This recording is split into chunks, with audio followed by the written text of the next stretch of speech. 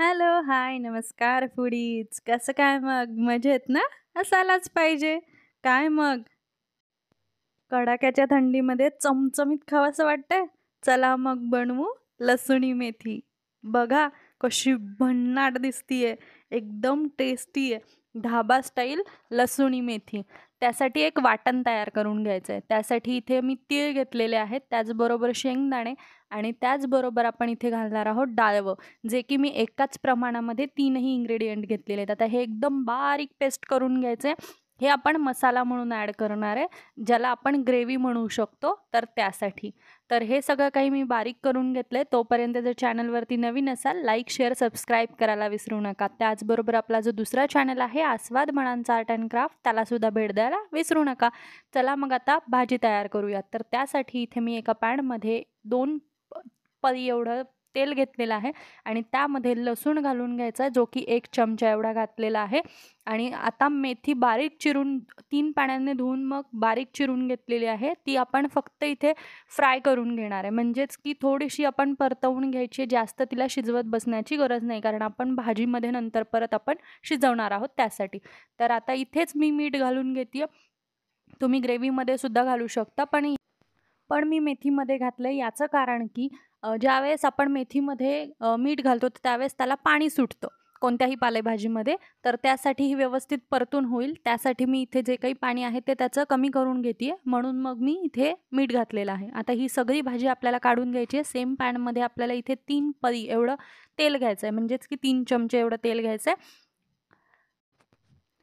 आता त्यानंतर आपल्याला इथे जिरे घालून घ्यायचे, जे की अर्धा चमचा एवढं घातलेले आहेत मी जिरे. ढाबा स्टाईल बनवतोय त्यामुळे मसाले थोडे जास्त पडतात.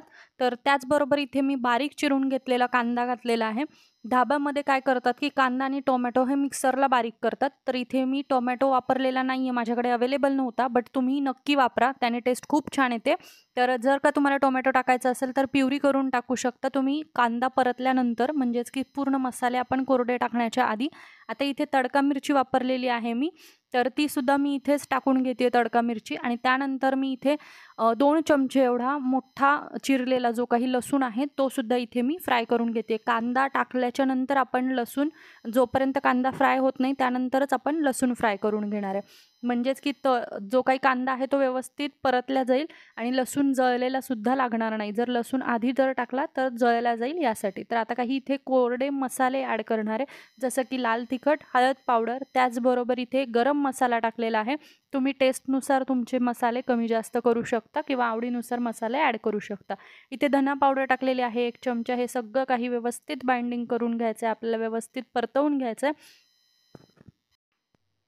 हे सगळं काही व्यवस्थित परतल्यानंतर आपल्याला इथे घालायचं आहे आपण जो काही मसाला बारीक करून घेतला होता शेंगदाण्याचं वाटण, ते आपण इथे पेस्ट ॲड करून घेणार आहे आणि हे एकदम व्यवस्थित परतवून घ्यायचं आहे. आता ह्या स्टेजला आपल्याला पाणी अजिबातही टाकायचं नाही आहे, कारण आपण इथे जे काही शेंगदाणे किंवा तीळ वापरलेलं आहे ते कच्चं होतं, तर त्यासाठी ह्याला व्यवस्थित परतवून घ्यायचं आहे. तेल सुटल्यानंतर आता ह्या स्टेजला आपण पाणी टाकून घ्यायचं आहे, जेणेकरून की ते कच्चा असा स्वाद येणार नाही त्याचा, त्यासाठी.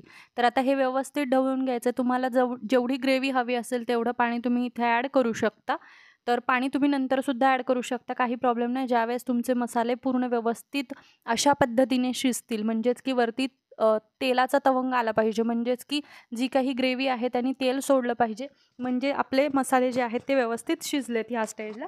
तर आता हे व्यवस्थित आपल्याला सगळं काही जे काही मेथी आहे तर ती इथे ॲड करून घ्यायची आहे. अशीच सेम पद्धतीने तुम्ही पालकसुद्धा बनवू शकता, पालकची भाजी. तर आता व्यवस्थित मेथी सगळी आपण याच्यामध्ये ॲड करायची आहे, मिक्स करून घ्यायची आहे. हे 2 ते 3 मिनिटं आपण व्यवस्थित परतवून घेणार आहे. भाजीला थोडासा आपला म्हणजे शिजली असं वाटतं. मेथी आपण ऑलरेडी शिजवून घेतलेली आहे. बट ज्यावेळेस अशा पद्धतीने वरती पुन्हा एकदा तवंग येईल, त्यावेळेस आपण इथे टाकणार आहोत तो म्हणजेच की आपला किचन किंग मसाला, जो की ढाब्यामध्ये वापरला जातो. त्याचबरोबर इथे 1 ते 1.5 चमचा एवढं गावरान तूप टाकायचं आहे, जे की ढाब्यांचं सिक्रेट आहे. तर ते नक्की टाकायला विसरू नका. तर हे टाकल्यानंतर तुमचे जे काही पाहुणे किंवा घरातली मंडळी असतील ते नक्की खुश होतील. ही भाजी खाल्ल्यानंतर तर मग कळवायला विसरू नका. कमेंट करा की तुम्हाला ही भाजी कशी वाटली. त्याचबरोबर नक्की बनवा आणि आपल्या सगळ्या पाहुण्यांना किंवा घरातल्या मंडळींना खुश करायला विसरू नका. सर्व्हिंगच्या अगोदर काय करायचं, तर ज्यावेळेस तुम्ही मोठ्या बाउलमध्ये तुमची भाजी काढून घेता किंवा ज्यावेळेस तुम्ही वाढता, तर त्यावेळेस आपल्याला इथे ज्या पद्धतीने ढाब्यामध्ये आपल्याला सर्व्ह केलं जातं, तशा पद्धतीने वरून चरचरीत असा तडका, जो की लसूण आणि त्याचबरोबर काश्मीरी मिरची पावडर याचा तडका द्यायचा आहे, जेणेकरून की त्याला एक टेस्ट येईल ढाबा स्टाईलची. आणि त्याचबरोबर ही भन्नाट रेसिपी बनवायला विसरू नका, कळवायला विसरू नका. लाईक, शेअर, सबस्क्राईब करा. चला मग पुन्हा भेटूयात नवीन व्हिडिओसोबत. तोपर्यंत धन्यवाद.